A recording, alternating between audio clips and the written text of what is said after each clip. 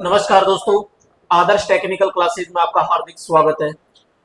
दोस्तों, ये जो आपका ड्राइंग का बैच चल रहा है, इसके अंदर आपके 12 क्लास कंप्लीट हो चुकी है और आज यहाँ पे 13 नंबर क्लास है। यहाँ पे आपका ज्यामितीय रचनाएं इसकी एक क्लास कंप्लीट हो गई और आज इसकी हम पढ़ेंगे दूसरी क्लास।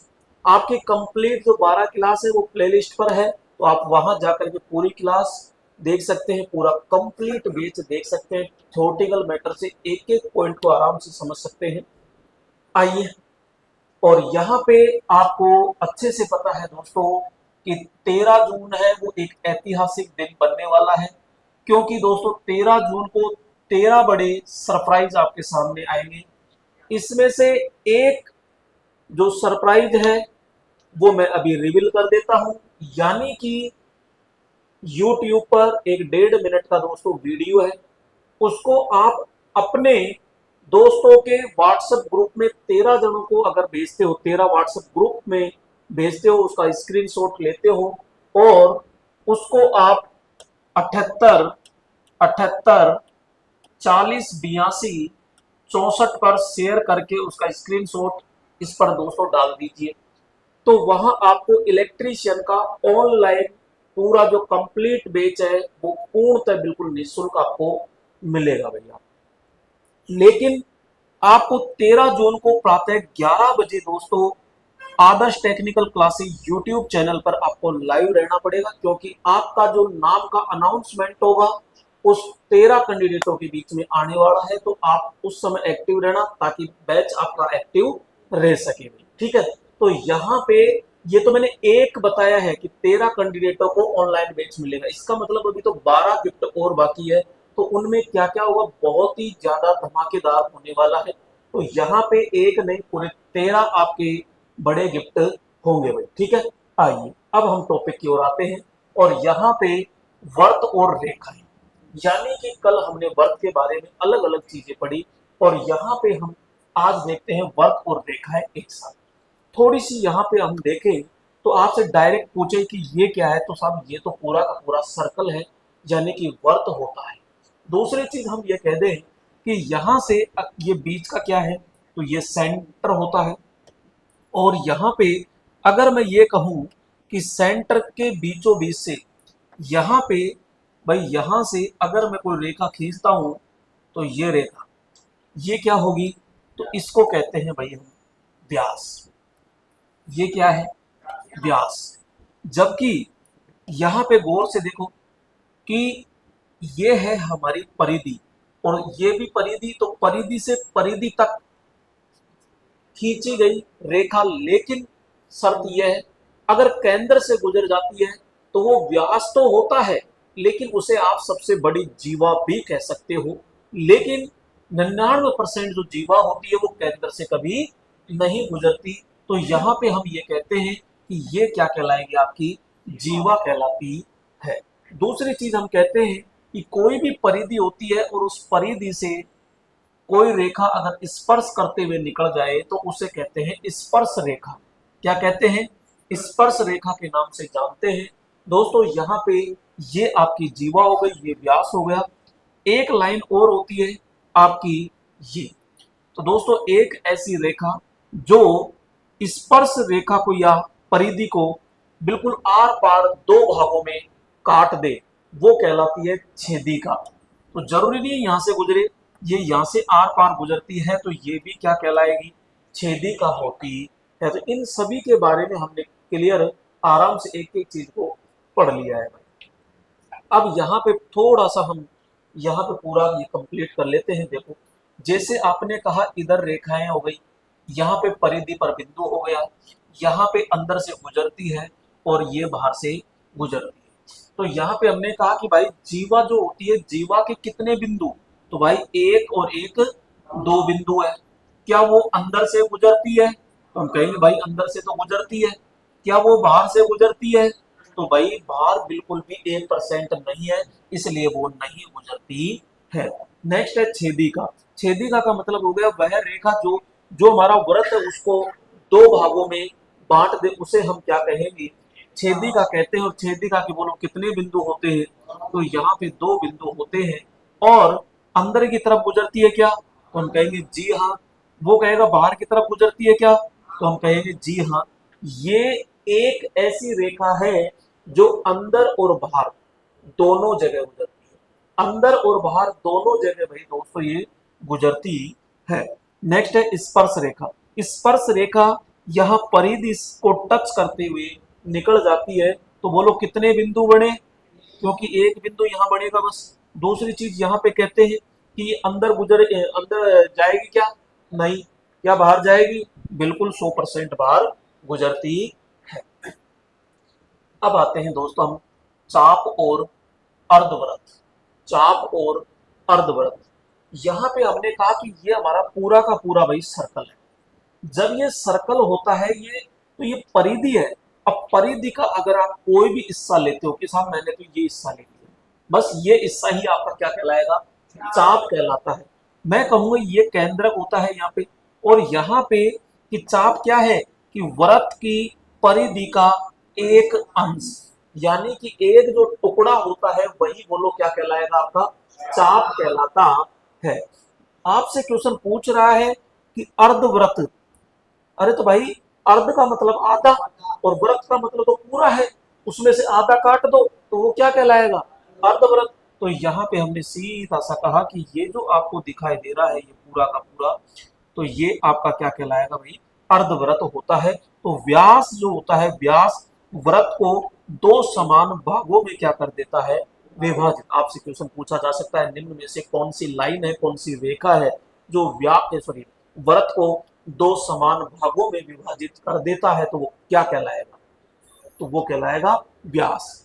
कौन सी लाइन है जो वृत्त को दो बराबर भागों में बांटती है, तो व्यास। ये चीज ध्यान रखिएगा। नेक्स्ट यहां पे हम कहते हैं त्रिज्या खंड। एक होती है त्रिज्या और एक है त्रिज्या खंड।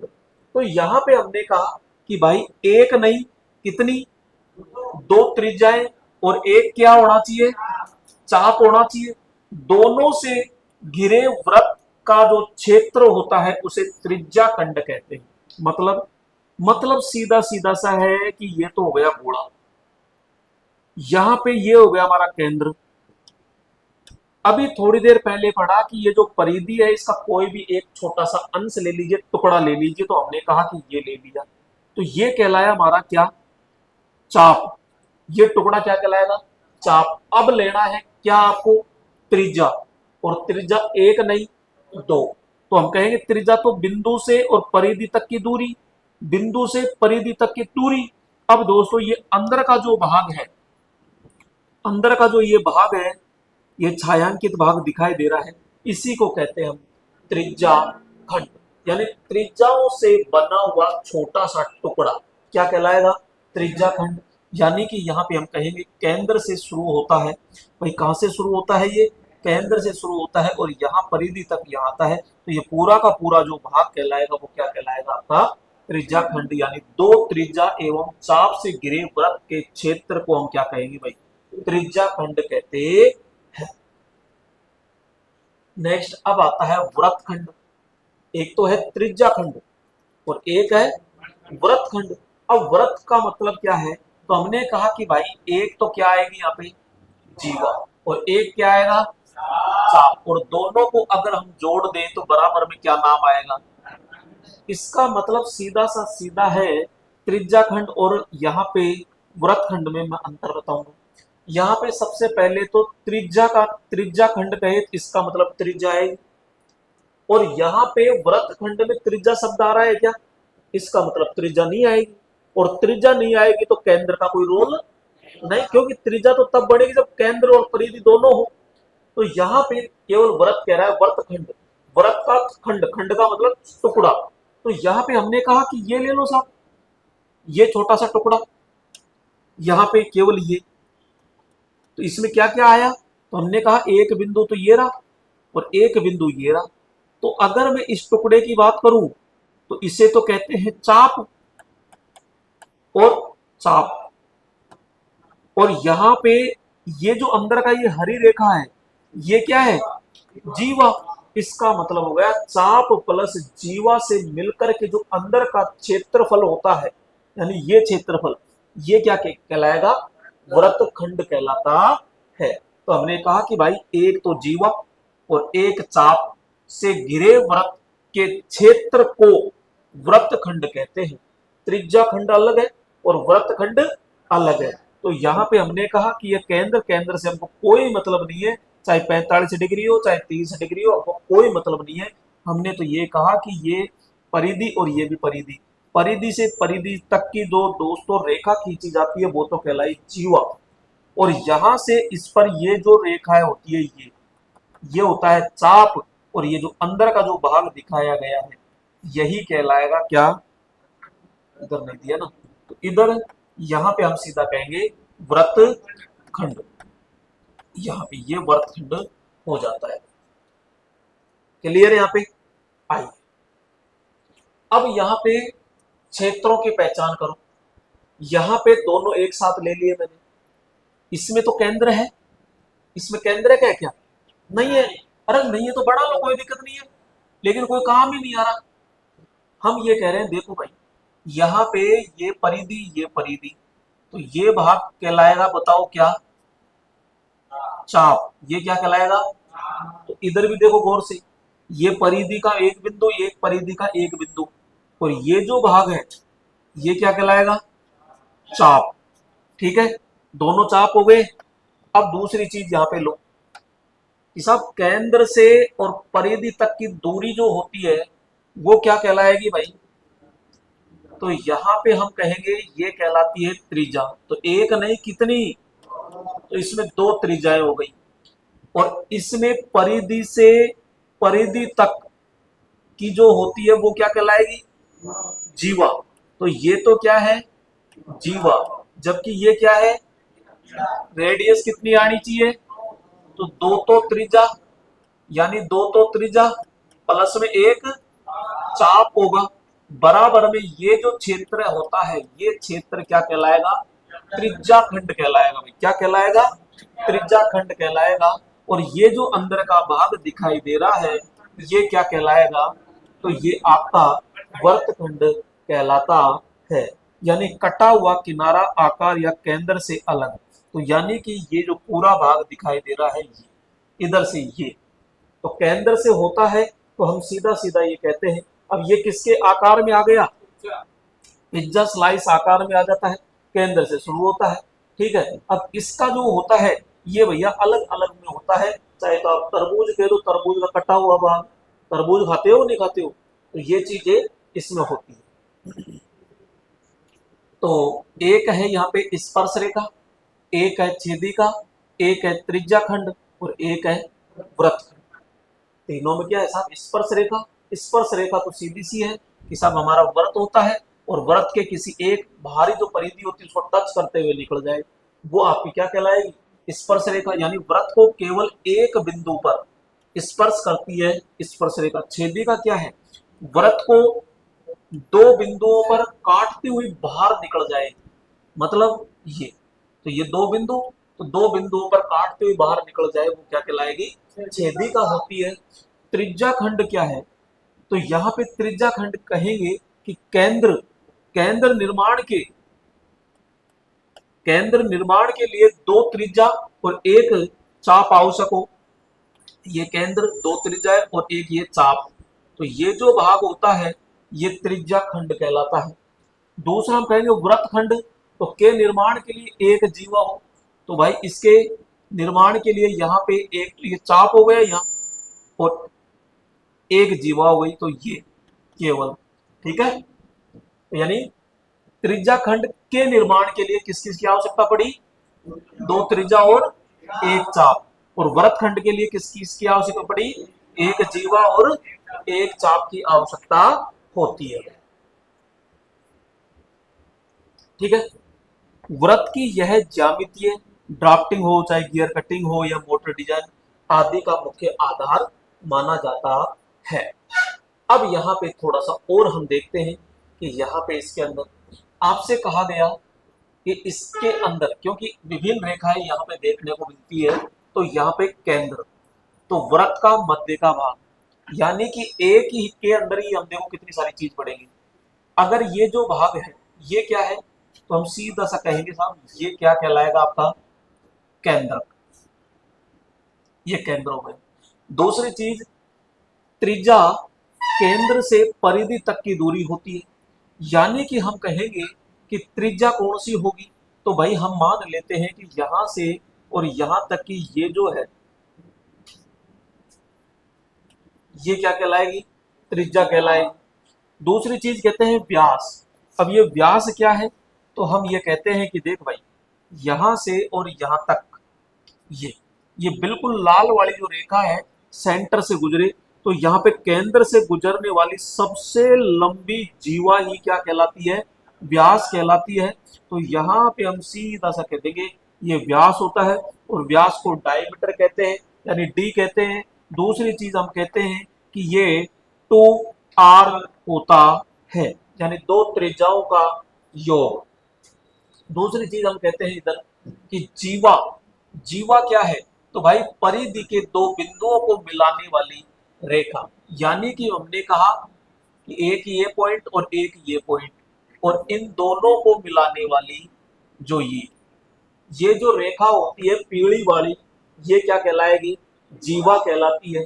नेक्स्ट हम कहते हैं यहाँ पे एक रेखा आती है दोस्तों यहां से, ये यानी कि ये आपकी क्या है, परिधि, और परिधि को दो भागों से काटती हुई यानी कि पूरा टुकड़ा कर दे, यानी यहाँ पे वृत्त का एक छोटा टुकड़ा बना दे, तो उसे कहते हैं हम यहाँ पे छेदिका। क्या कहते हैं, छेदिका। और ये पूरा वृत्त था, तो इसको एक जगह से भाई साहब ये टच करते हुए आगे निकलती है, यानी स्पर्श करते हुए आगे निकलती है, तो इसको हम कहते हैं स्पर्श रेखा।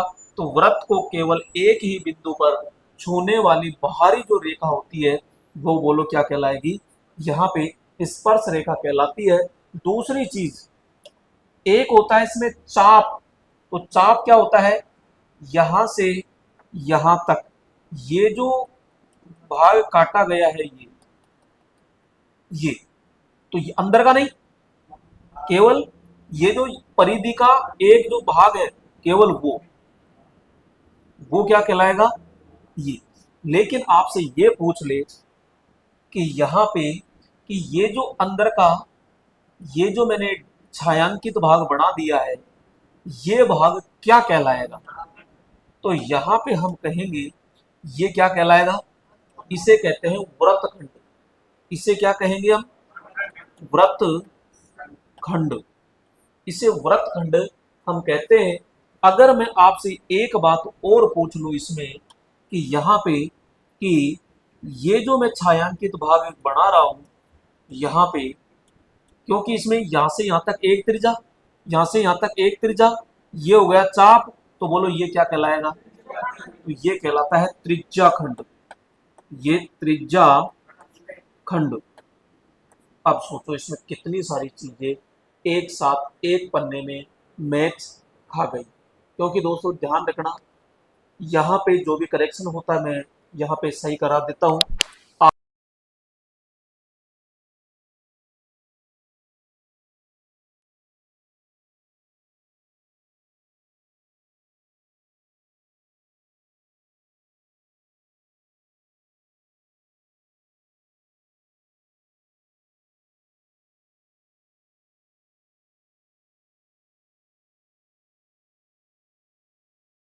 ठीक है, आइए नेक्स्ट है यहाँ पे वृत्त का संपूर्ण परिदृश्य क्षेत्र। तो वैसे तो हमने तो अभी पढ़ लिया इसको, अभी जस्ट पढ़ा ही है, तो उसमें कुछ चीजें नहीं थी। तो यहाँ देखो ये जो भाग है ये पूरा का पूरा क्या है, त्रिज्या खंड। यानी कि एक रेडियस तो ये हो गई आर, एक रेडियस ये हो गई आर, ये क्या हो गया चाप, और दो त्रिज्या और एक चाप से मिलकर जो बना होता है वो त्रिज्या खंड कहलाता है। यहाँ पे एक तो जीवा और एक चाप से मिलकर के जो बना होता है वो कहलाता है वर्तखंड। और यहाँ पे जो आपका क्या होता है ये व्यास, तो व्यास क्या करता है, वृत्त को दो बराबर भागों में बांट देता है, तो उसे कहते हैं अर्धवृत्त। ये क्या है हमारा, अर्धवृत्त होता है। तो ये भाई अर्धवृत्त होता है। और तो इसमें पहली कुछ तीन ही भाग है, इसमें एक वर्तखंड है, एक आपका ये अर्धवृत्त है और एक है त्रिज्या खंड होता है। क्या इसमें मुझे बता सकते हो कि छेदिका है क्या? इसमें छेदिका, क्या इसमें आप ये बता सकते हो कितनी जीवा तैयार है इसमें?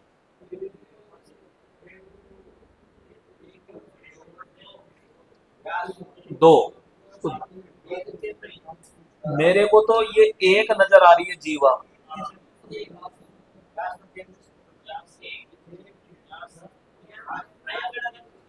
भाई देखो टोटल वो कहे, तो टोटल के हिसाब से हम ये कहें तो भाई केंद्र से तो आप कितनी भी गुजार सकते हो, तो यहाँ पे जीवा केवल ये एक ही मानी जाएगी।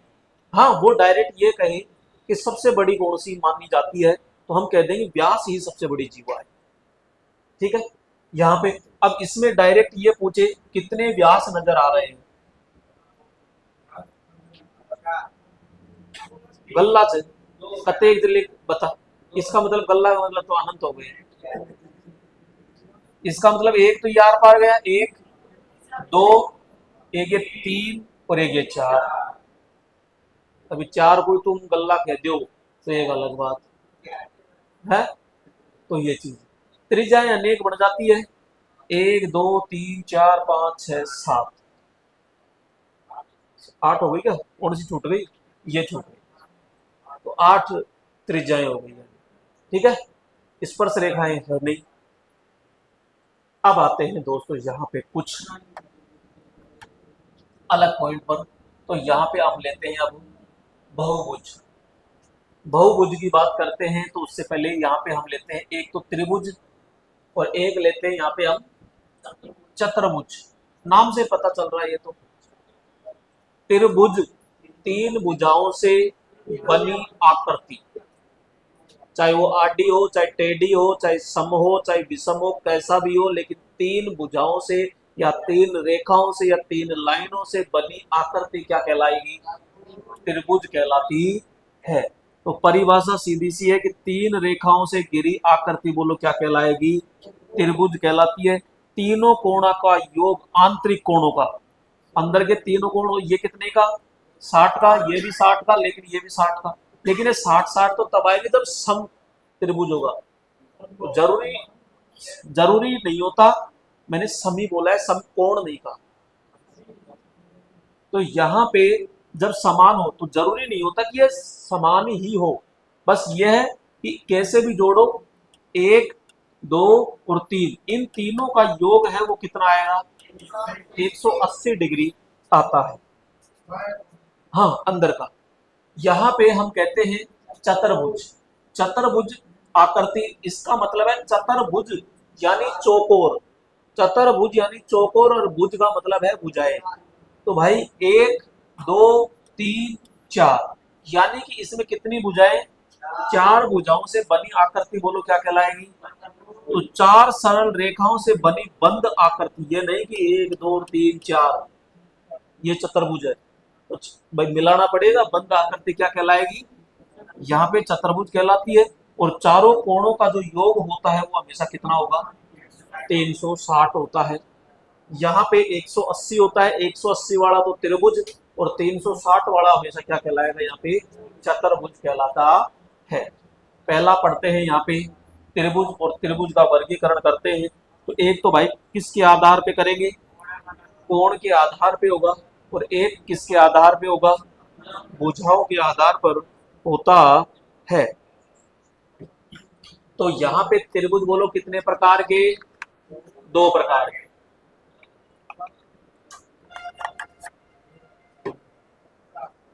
अब देखो कैसे, एक तो कोण के आधार पे पढ़ेंगे और एक हम पढ़ते हैं भुजाओं के आधार पर पढ़ते हैं।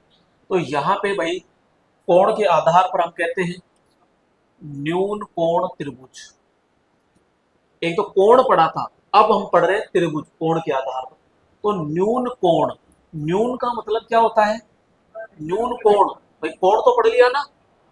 न्यून कोण का मतलब वह कोण जो कितने डिग्री से? 90 डिग्री से अधिक या कम? कम होता है। तो वही लैंग्वेज लेनी है कि वह त्रिभुज जो 90 डिग्री से कोणों से मिलकर के बना होता है, उसे हम कहते हैं न्यून कोण। देखो यहां से ये है तो हम कहेंगे भाई अगर मैं ऐसे चलता तो ये 90 है, तो इसका मतलब 90 से तो कम ही है, तो यहाँ पे, और ये भी भैया 90 से कम है, ये भी 90 से कम है यहाँ पे, तो ये 90 डिग्री से कम है। दूसरा है समकोण त्रिभुज। समकोण, समकोण आते ही 90 तो बढ़ेगा ही बढ़ेगा यहाँ पे, तो ये फिक्स है। दूसरा यहाँ कहते हैं हम अधिक कोण त्रिभुज। अधिक का मतलब हो गया कि ये तो हो गया 90, ये तो 90, लेकिन ये तो भाई एक्स्ट्रा और ज्यादा है, तो वह कोण जो 90 डिग्री से ज्यादा होता है उसे हम कहते हैं अधिक कोण कहते हैं। तो वही चीज यहाँ लागू करनी है आपकी। तो वह कोण यानी वह त्रिभुज जो 100 यानी सॉरी 90 डिग्री से क्या हो ज्यादा हो और 180 से क्या हो कम, तो ये कहलाएगा आपका क्या, सीधा सीधा अधिक कोण त्रिभुज कहलाएगा। अधिक कोण त्रिभुज, ये समकोण त्रिभुज, और ये हो जाएगा आपके समकोण सॉरी न्यून कोण त्रिभुज। तो प्रत्येक कोण का मान 90 डिग्री से क्या होता है कम। इसमें दोस्तों एक कोण का मान कितना होगा, बाकी के कम होंगे, और इसमें यहाँ पे एक कोण का मान 90 से क्या होगा ज्यादा होता है। तो यहाँ पे अधिक कोण, समकोण और न्यून कोण त्रिभुज 3 प्रकार के यहाँ पे तैयार होते हैं। इसके अलावा और हम देखते हैं, अब देखते हैं भुजाओं के आधार पर। भुजाओं के आधार पर देखते हैं तो एक नाम है यहाँ पे समबाहु त्रिभुज। समबाहु, समबाहु, बाहु का मतलब होती है भुजा और सम का मतलब समान, समान भुजाओं से बना त्रिभुज। तो यानी कि हमने कहा ये 10 सेंटीमीटर है, ये भी 10 सेंटीमीटर और ये भी 10 सेंटीमीटर, 10-10 सेंटीमीटर की जो भुजाएं होती है वो समान है, और इनसे मिलकर के जो त्रिभुज बनता है वही क्या कहलाएगा यहाँ पे समबाहु। तीनों भुजाओं की लंबाई बिल्कुल एक समान होती है, उसे हम क्या कहते हैं समबाहु। इसमें ध्यान से देखो, सम द्विबाहु, द्वि का मतलब दो, यानी दो भुजाएं क्या हो समान, और एक भुजा है तो कम होगी है ज्यादा होगी। यहाँ पे हम क्या कहते हैं कि यहाँ से ये जो दो भुजाएं हैं ये 10-10 सेंटीमीटर की मान लेते हैं, तो भैया यहाँ पे नीचे की छोटी भी हो सकती है और बड़ी भी हो सकती है। जैसे हमने कहा कि ये ऐसे ये दो तो बराबर, और ये देखो अब ये इसका मतलब नीचे की ज्यादा है, तब भी ये क्या होगा सम द्विबाहु त्रिभुज कहलाता है। दूसरा यहाँ पे कि विषम बाहु, कि एक तो 5 सेंटीमीटर की, एक यहाँ पे अलग हो गई और एक बिल्कुल ही अलग हो गई यहाँ पे, तो अलग अलग, यानी कि ये भुजा भी अलग माप की, मान लीजिए ये 8 है, ये मान लेते हैं आपकी 12 है, और ये मान लेते हैं 10। तो ये अलग अलग माप की जब होती है तो बोलो वो क्या कहलाएगा विषम बाहु त्रिभुज कहलाता है। तो दो भुजाओं की लंबाई बराबर, इसमें तीनों भुजाओं की लंबाई क्या हो बराबर ना हो, यानी कि सारी की सारी भुजाएं कैसी होनी चाहिए भाई अलग अलग होनी चाहिए। स्पर्श रेखा हमेशा त्रिज्या पर कितने डिग्री का कोण बनाती है, यानी कि हमने कहा कि ये भाई इस तरह से यूं, और केंद्र से जब हम डालते हैं इस पर लंब तो ये 90 डिग्री का क्या बनाती है कोण बनाती है। त्रिभुज के तीनों आंतरिक कोणों का योग कितना होता है, चतुर्भुज के चारों आंतरिक कोणों का योग कितना होगा 360 डिग्री होता है। त्रिभुज और चतुर्भुज के अंदर यहाँ पे संक्षिप्त में हमने देखा कि कोण के आधार पर और भुजाओं के आधार पर। तो भैया ये सारे के सारे जो कोण है 90 डिग्री से कम है, इसमें एक कोण 90 डिग्री का और ये एक कोण 90 से अधिक का होता है, इसलिए अधिक कोण, समकोण, और ये न्यून कोण। भुजाओं के आधार पर हम कहते हैं तो इसकी तीनों भुजाएं क्या होती है समान, इसकी दो भुजाएं क्या होगी समान और एक भुजा अलग होगी। यहाँ पे तीनों भुजाएं क्या होगी असमान होती, यानी जीरो समान, कोई भी समान नहीं है भाई। तो यहाँ विषम बाहु कहलाता है, यानी कि एक पन्ने में पूरा निचोड़ दे दिया। अब यहाँ पे हम पढ़ते हैं भैया चतुर्भुज मूल सिद्धांत। यहाँ पे कि एक चार भुजाओं से मिलकर के बना, अगर ये दोस्तों समकोण, इसे हम क्या कहेंगे समकोण चतुर्भुज, समकोण चतुर्भुज। तो यहाँ पे चारों कोण क्या है इसके, समान है ये तो चारों का योग कितना हो गया 360। तो यानी कि चतुर्भुज है, चार भुजाएं चार कोण योग बोले तो बराबर 360। तो चारों कोणों का योग कितना होगा 360 होता है। आकृतियों के रूप में देखो हमने एक जवाब दिया, यहाँ पे एक शब्द है कि समांतर चतुर्भुज। समांतर चतुर्भुज का मतलब होता है कि भाई आमने सामने की जो भुजाएं होती है वो हमेशा कैसी हो, समान।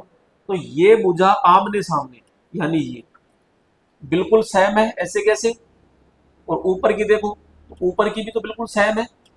तो आमने सामने यानी आमने सामने की जो भुजाएं बराबर व समांतर अभिमुख कोण बनाते, अभी कोण यानी अभिमुख कोण बराबर होते हैं। अभिमुख का मतलब क्या हो गया कि यहाँ पे कि ये तो हो गया, लेकिन कोण ये जो कोण है वही ये कोण है, ये कोण है वही ये कोण है, यानी कि ये जो कोण है ये भी आमने सामने क्या होंगे, बराबर होते हैं। दूसरी चीज हम कहते हैं यहाँ पे अगर समान कोण का है यानी कि यहाँ पे तो ये भैया वर्ग भी बन जाता है और ये आयत भी बन जाता है। तो प्रत्येक कोण अगर समकोण आमने सामने की भुजाएं बराबर हो, ये आमने सामने ये भी आमने सामने, भाई इसमें तो क्या है चारों भुजाएं बराबर है तो ये 100% क्या हो जाएगा, वर्ग हो जाएगा। लेकिन आयत में चारों भुजाएं बराबर नहीं, आमने सामने की भुजाएं बराबर होती है और समांतर होती है। तो यहाँ पे हम कहेंगे एक भुजा बिल्कुल समांतर है, बराबर है। ये दोनों भुजा समांतर में है और क्या है, बराबर होती है। नेक्स्ट आता है यहाँ पे समचतुर्भुज। तो भैया समचतुर्भुज में क्या होता है कि चारों भुजाएं बराबर हो और आमने सामने की भुजाएं समांतर विकर्ण एक समान न हो। मतलब ये कह रहा है विकर्ण का मतलब होता है कोने से कोने तक, कोने से कोने तक। तो ये क्या है इसमें एक विकर्ण, तो एक विकर्ण डाला जाए तो ये दूसरा विकर्ण होता है यहाँ पे। तो यहाँ पे तो समचतुर्भुज का मतलब क्या है, चारों भुजाएं क्या हो, बराबर, और आमने सामने की भुजाएं समांतर विकर्ण यानी एक समान न हो। दूसरा जैसे यहाँ पे हम आते हैं, इसमें दोस्तों वर्ग के अंदर क्या हो जाएगा, यहाँ पे विकर्ण भी दोस्तों बिल्कुल क्या होंगे, बराबर होंगे। तो चारों भुजाएं बराबर हो तथा सभी कोण समकोण पे हो और विकर्ण भी बराबर होते हैं। इसमें विकर्ण क्या होते हैं, बराबर नहीं होते। दोनों में फर्क क्या है, सब इसमें जो दोनों विकर्ण है वो बिल्कुल एग्जैक्ट बराबर होते हैं, जबकि इसमें विकर्ण है वो छोटे बड़े होते हैं, बराबर नहीं होते। एक है यहाँ पे समलंब चतुर्भुज। समलंब चतुर्भुज देखो भाई यहाँ पे हम ये तो कहते हैं, देखो यहाँ पे समलंब का मतलब क्या हो गया, यहाँ दोनों आमने सामने की जो भुजाएं हैं वो एक जोड़ा केवल समांतर होता है, एक जोड़ा इसका क्या होता है, समलंब चतुर्भुज के अंदर केवल एक जोड़ा क्या मिलेगा आपको, समांतर, यानी कि ये आपका समांतर है, ये समांतर है। लेकिन जैसे हम ये कहें कि इस तरह से है, इस तरह, तो मैं इसको ये मिटा दूं इधर से यूं, तो मैं ये कहूंगा कि भाई बात ऐसी है कि ये लाइन और ये लाइन तो ये तो बिल्कुल समांतर है, एंड तक कितने ले जाओ सेम रहेगी। लेकिन अगर इनको आगे बढ़ाते हैं यूं और इसको आगे बढ़ाते हैं तो ये तो कट गई, और जो कट जाती है वो कभी समांतर नहीं होती। तो कितने जोड़े समांतर में होंगे, एक जोड़ा। तो यहाँ पे केवल ये दोस्तों क्या होगा, समांतर में। युगल का मतलब क्या होता है, जोड़ा। तो यहाँ पे युगल का मतलब क्या होता है, जोड़ा। और विकर्ण एक दूसरे को समकोण पर नहीं काटते हैं, यानी कि अगर मैं यहाँ से विकर्ण डालूं तो यहाँ पे ये कभी भी समकोण नहीं बनेगा, ये समकोण नहीं बनेगा। इसे कहते हैं हम समलंब चतुर्भुज, यानी विकर्ण जो होते हैं कभी भी एक दूसरे को समकोण पर 90 डिग्री पर नहीं काटेगा। आमने सामने की जो भुजाएं होती है उनमें केवल दो भुजाएं समांतर में होगी, बाकी दो भुजा समांतर में नहीं होती है।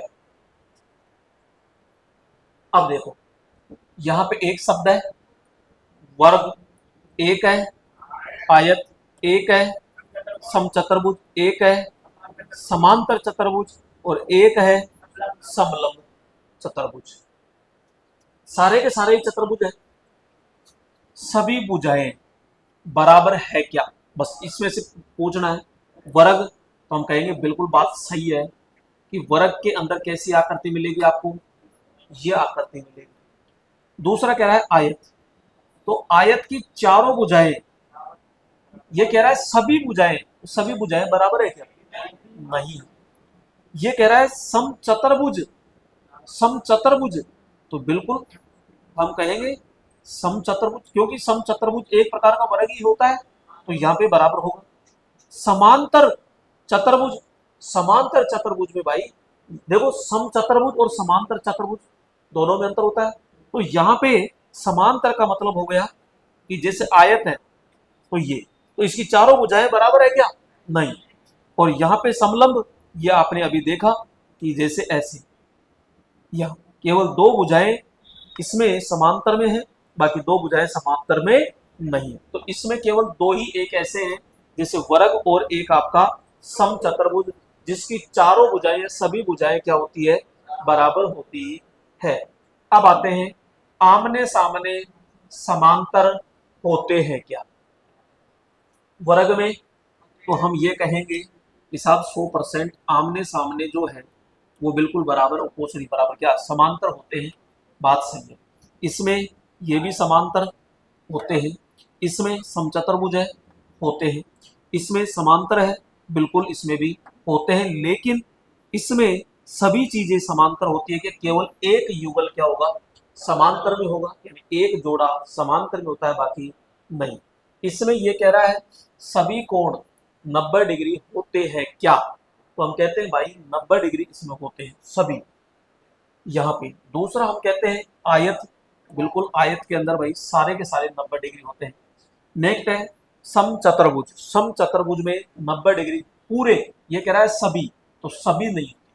यहाँ पे समांतर चतुर्भुज इसमें भी नहीं हो पाते और समलंब इसमें भी नहीं हो पाते। विकर्ण की बात करें तो भैया यहाँ पे वर्ग और आयत, वर्ग और आयत जो होते हैं इसमें जो कोण से कोण मिलाते हैं तो इसमें भी बराबर और इसमें बराबर, बाकी तीनों के अंदर यहाँ पे नहीं होते हैं। तो इनमें तो तीनों में विकर्ण कभी भी बराबर नहीं हो पाते हैं। तो ये पूरा का पूरा एक सिस्टम में पूरा का पूरा सिस्टम आ जाता है। कई बार हम क्या करते हैं, एक एक चीज पढ़ लेते हैं और फिर लास्ट में जाके कंफ्यूज हो जाते हैं, अरे यार ये आओ हुआ है। तो सबसे बड़ा निचोड़ यही है, पहले एक एक को तरीके से पढ़ लो, फिर इस तरह का निचोड़ ले लो, आराम से पूरा निचोड़ आ जाएगा और आपको याद भी अच्छे से हो जाएगा। अब आते हैं यहाँ पे एक चतुर्भुज एवं बहुभुजाकर। चतुर्भुज पढ़ा था हमने तो अभी, अब चतुर्भुज तो आएगा ही आएगा, उसके साथ में बहुभुज का मतलब ये होता है कि यहाँ पे बहु, बहु का मतलब अनेक सारी लाइनें, अनेक सारी भुजाएं जो होती है वो। ये अगर मैं एक ड्राइंग शीट ये कहूं तो ये बॉक्स क्या कहलाता है, अरे यहाँ पे मैथ के हिसाब से जवाब मत दो। जब मैंने ये कहा है कि ये एक पूरी सीट है तो ये डब्बा क्या कहलाएगा, टाइटल बॉक्स। भूल जाते हो जैसे जैसे मैं आगे बढ़ता जा रहा हूं वैसे वैसे। तो यहाँ पे इसकी लंबाई कितनी होगी, इसकी यहाँ पे ये चौड़ाई कितनी होती है, कितनी होगी, और यहाँ पे, ठीक है। आइए चार भुजाओं से मिलने वाला चतुर्भुज भाई साहब। अब इसमें आते हैं तो सबसे पहले तो दो बेटों को जन्म दिया इसने, एक का नाम है समलंब चतुर्भुज और एक है समांतर चतुर्भुज। इसकी बेचारे की शादी नहीं हुई, क्यों नहीं हुई, क्योंकि इसका एक जो जोड़ा था वो समांतर में थे, दो भाई साहब अलग अलग भाग रहे थे, चार टांग थी इसके, चार में से तो अब मामला गड़बड़ हो गया। इधर आते हैं कि इसकी जैसे ही शादी हुई तो इसने दो बेटों को जन्म दे दिया, एक का नाम है आयत, आयत का कोण कितना 90 डिग्री। और सम चतुर्भुज में चारों भुजाएं क्या हो, बराबर हो, इसमें बराबर नहीं होती है। यहाँ पे दोनों के गुण किसमें मिलेंगे फिर, वर्ग में। यानी कि समचतुर्भुज और आयत यहाँ पे, क्योंकि वर्ग आयत भी तो बढ़ सकता है, होता है, लेकिन आयत वर्ग नहीं होता। यहाँ पे ये चीजें वैसे हमने अभी ये तो पढ़ ली ना, चलो दोबारा पढ़ो, कोई दिक्कत नहीं है। समांतर चतुर्भुज, समांतर चतुर्भुज का मतलब हो गया आमने सामने की क्या हो, भुजाएं बराबर हो। क्या इसके चारों कोण बराबर है क्या, नहीं है। तो आमने सामने की है, सभी भुजाएं बराबर है क्या, भैया सभी भुजाएं बराबर नहीं है। सभी कोण 90 है क्या, नहीं है। और विकर्ण बराबर हो जाएंगे क्या, ये बड़ा और ये छोटा हो गया। दूसरा ले लो आयत, आयत में सभी भुजाएं बराबर है क्या, नहीं है। और यहाँ पे आमने सामने सही है, यहाँ पे कोण 90 डिग्री है और विकर्ण जो होंगे बिल्कुल बराबर होंगे। सम चतुर्भुज, तो यहाँ पे ये चीज लीजिएगा, तो आमने सामने तो है, यहाँ पे सभी भुजाएं बराबर है, बिल्कुल ये 10-10 सेंटीमीटर की है तो बराबर है। दूसरा 90 डिग्री, भैया इसमें 90 डिग्री चारों के चारों कोई जरूरी नहीं होते हैं। और दूसरा विकर्ण, ये बड़ा और ये छोटा होता है। वर्ग की बात करते हैं, चारों भुजाएं भाई साहब बिल्कुल यानी समांतर में होती है, यानी आमने सामने समांतर में है, सभी भुजाएं बराबर भी है। और यहाँ पे 90 डिग्री का भी है और यहाँ पे ये भी होता है। नेक्स्ट है समलंब, इसमें केवल ये दो ही भुजा समांतर में है, एक जोड़ा समांतर में है। दूसरी चीज हम कहेंगे, यहाँ पे सभी भुजाएं बराबर नहीं होती, ना ही इसमें 90 डिग्री का कोण बनता है और ना ही ये। इन चार गुण हैं और चारों गुणों का केवल एक ही आकृति है जो पालन करती है, ओनली फॉर वर्ग। यानी वर्ग ही ऐसा है जिसमें आमने सामने की भुजाएं समांतर में होती है, बराबर भी होती है, कोण 90 का भी होता है और विकर्ण भी क्या होते हैं, बराबर होते हैं। बहुभुज किसे कहते हैं, दो से अधिक भुजाओं या सीधी रेखाओं से घिरी बंद समतलीय आकृति। समतलीय का मतलब होती है बिल्कुल ऐसे, ऐसे नहीं है ऐसे गोला बड़ा बना के आटा टेढ़ा करके बना रहे हो। तो समतलीय आकृति क्या कहलाएगी, बहुभुज कहलाती है। यहाँ पे एक होता है सम बहुभुज और एक होता है विषम या अनियमित बहुभुज कहलाता है। पॉलीगन जिसे हम कहते हैं, जिसकी सभी भुजाएं व आंतरिक कोण समान नहीं होती। इनके अंदर के कोण हैं वो समान नहीं हो सकते, जबकि इसमें सभी भुजाएं भी बराबर होगी और भाई आंतरिक कोण भी क्या हो जाएंगे, समान हो जाते हैं। दोस्तों एक चीज ध्यान रखना, यहाँ पे सम बहुभुज का अगर आंतरिक कोण निकालना है यहाँ पे, तो 90/n करना है नीचे की तरफ में, और यहाँ 2n-4 करना है।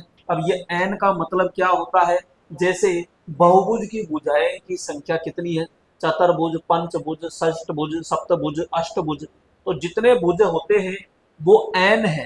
तो जैसे सपोज कीजिए यहाँ पे मैं पंचभुज लेता हूं, तो यहाँ पे 5 दूनी 10 -4 इंटू में 90 बटे में पंचभुज है, तो यहाँ 5, तो इसमें से 6 गया, यानी 4 गया तो 6 बचा ना, और यहाँ पे 5 से ये गया, कितनी बार गया, कितनी बार, और 18 इंटू 6 कितना आया, 108। ये कोण का मान आ गया साहब। तो इस प्रकार से हम निकालेंगे यहाँ पे। नेक्स्ट आगे चलते हैं, तो किसी भी यहाँ पे किसी भी सम बहुभुज का आंतरिक कोण निकाल सकते हो, तो समान का ही निकलेगा, ये नहीं सारे अलग अलग हैं तो उसके आप निकाल दो। अब जैसे ये आ गया आपके पास में क्या, पंच, पेंटागन, ये इंग्लिश शब्द याद रखना, पेंटागन। तो यहाँ पे हम कहते हैं ये जो भुजाएं हैं ये बिल्कुल पहली बात तो क्या होनी चाहिए, बराबर होनी चाहिए। बराबर के बाद में जितनी संख्या होती है उतने ही नाम रखा जाता है, उतना ही नाम रखा जाता है। यानी 5 है तो पंच, 6 है तो षष्ठ रख दिया। अब यहाँ पे कितना देखो, आंतरिक कोण और एक बाह्य कोण पूछेगा यहाँ पे, इस तरह का ये सीधी रेखा है आपकी, सीधी रेखा को क्या कहते हैं? सरल रेखा। तो यहाँ पे अब ये तो हमको पता है कि पूरा का पूरा कितना 180 डिग्री, तो ये 108 कैसे आया, 108 कैसे आया? और जस्ट अभी अभी हमने निकाला, यहां पे निकाला कि नहीं निकाला, यानी 2n-4। तो यहां पे वापस देख लो, यहां पे हमने सीधा 2 इंटू 5 माइनस 4 बटे में n कितना आ जाएगा 5, और ये इंटू में कितना है 90, 18 पंजो 90, 5 दूनी 10 और 10 में से 4 गया तो कितना बचा 6, 18 चिकी 108। ये आंतरिक कोण का आ गया। अब 5 का निकालो, 6 का निकालो, कितने का भी निकालो आप, तो हमको दिक्कत ही नहीं है, तो यहां से आप निकाल सकते हो। तो यहां से भैया जब अंदर का निकल गया है तो बाहर का पूछेगा या नहीं पूछेगा? तो आप अब बाहर का कोई सूत्र नहीं होता।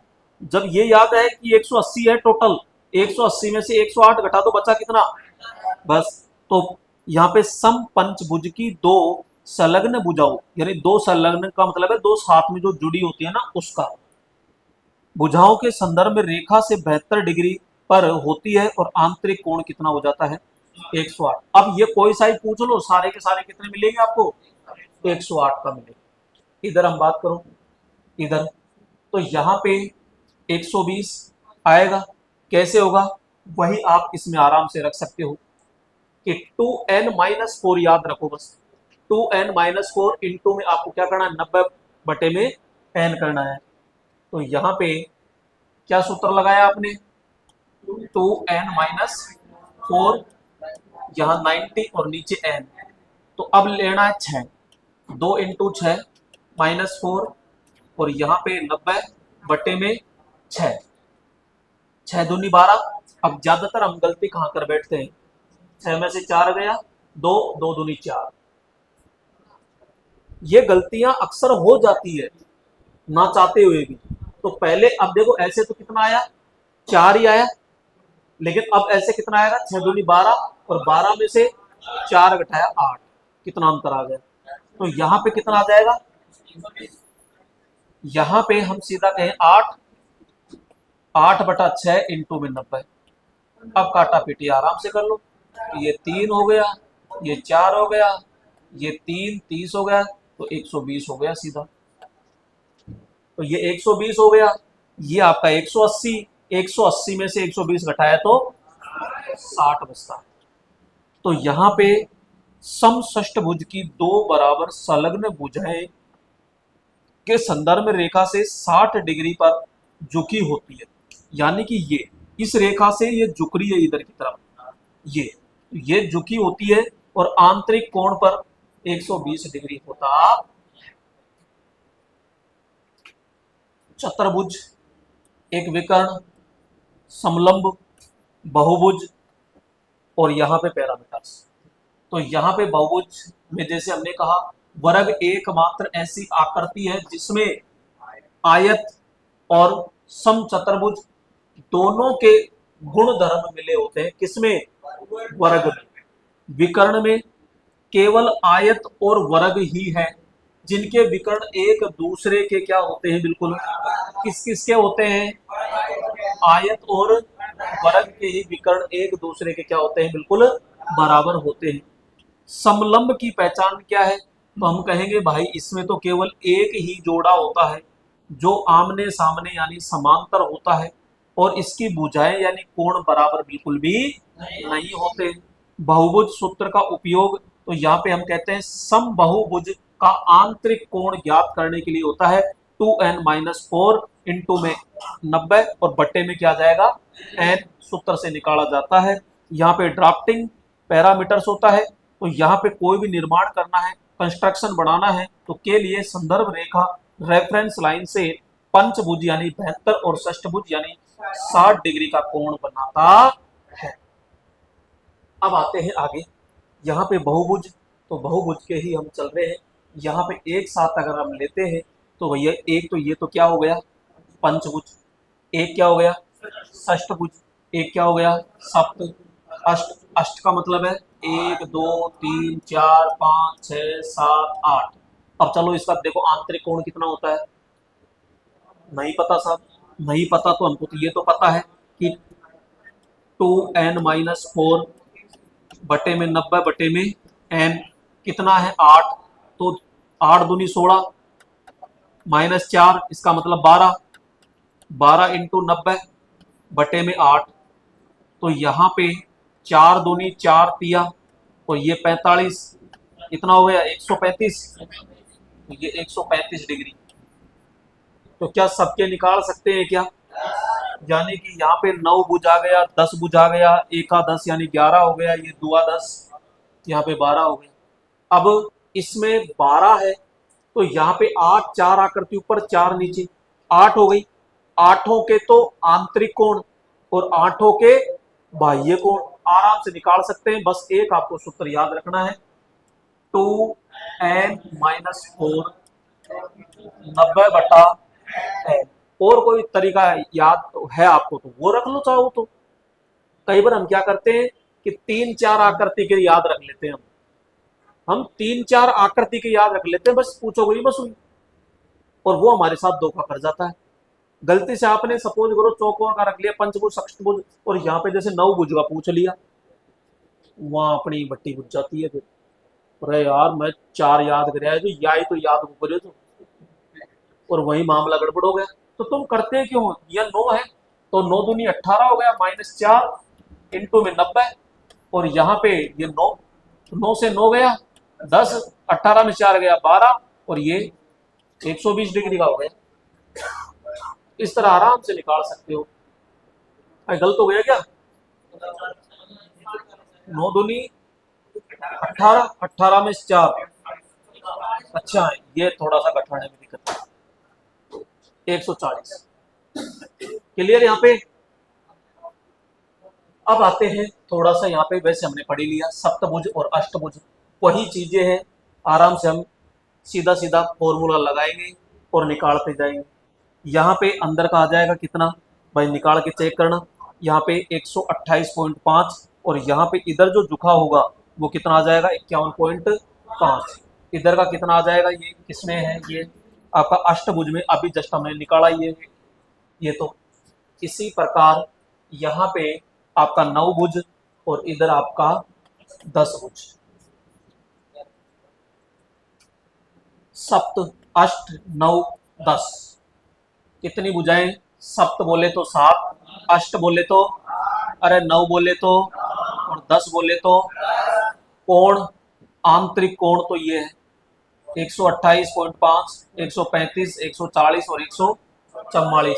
अब ये है, ये याद मत रखो, ये तो 180 में से घटाते जाओ, जो भी बचेगा वो अपने आप निकल जाएगा बस। नेक्स्ट यहाँ पे हम कहते हैं, अब इसमें कई सारी चीजें आ जाती है, सम बहुभुज की संदर्भ यानी सभी भुजाएं उस बहुभुज के अंतर्वृत्त पर स्पर्श होती है, यानी कि यहाँ पे भाई कोई सा भी सम बहुभुज हो, समान होनी चाहिए भुजाएं, अगर उनकी स्पर्श रेखा तैयार करते हैं, जैसे थोड़ी देर के लिए मैंने सपोज करो यहाँ पे एक पंचभुज बना दिया, ये अब पंचभुज बना दिया तो भाई इसके बीच में अगर जैसे मैं सपोज करो यहाँ पे इसको अगर रखना चाहूं मैं, ये ध्यान रखना, ये हरी वाली आकृति भाई बराबर नहीं बैठी थी, लगभग हम कहें तो ये अगर ये बिल्कुल हरी वाली बराबर होती है ना, 100% क्या करेगी, इससे स्पर्श करेगी, यानी सबकी सब। तो ये चीज कई बार पूछता है कि कितनी स्पर्श करेगी, तो भैया समान भुजाएं होगी तो सारी की सारी किसी भी वृत्त को क्या करेगी, स्पर्श करती है।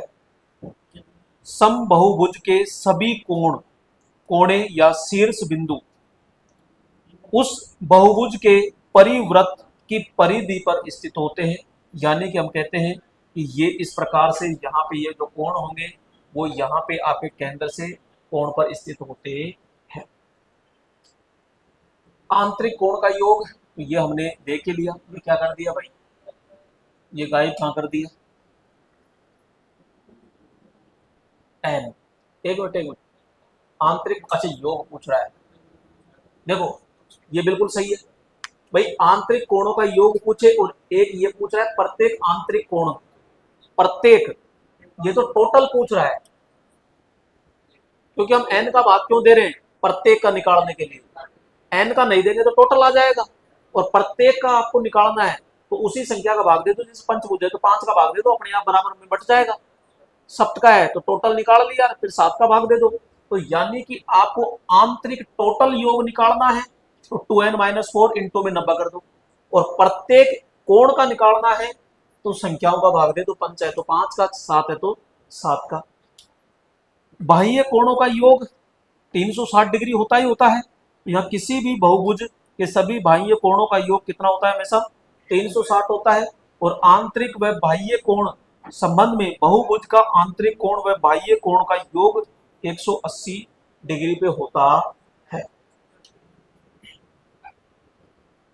किसी भी बहुभुज के सभी बाह्य कोणों का योग हमेशा कितना होगा, 360 होता है, चाहे भुजाओं की संख्या कुछ भी हो। तो आपसे क्वेश्चन पूछे कोई भी बहुभुज है और उसके सभी बाह्य कोण कितना होगा, 360 डिग्री। एक ही शीर्ष पर बने आंतरिक कोण और बाह्य कोण का योग हमेशा क्या होता है, 180 डिग्री। अंतर्वृत्त हो गया, अंतर्वृत्त हमेशा भुजाओं को स्पर्श करता हुआ है, जबकि परिवृत्त हमेशा शीर्ष बिंदुओं से होकर गुजरता है। ड्राइंग बनाते समय संदर्भ रेखा जो कोण होता है वो निकालने के लिए हमेशा आंतरिक कोण कितना होना चाहिए, 180 डिग्री, यानी सीधी रेखा। तो यहाँ पे ये जो आपका ज्यामितीय जो चैप्टर था, ये हमने भाई 2 क्लास के अंदर पूरा कंप्लीट कर लिया है।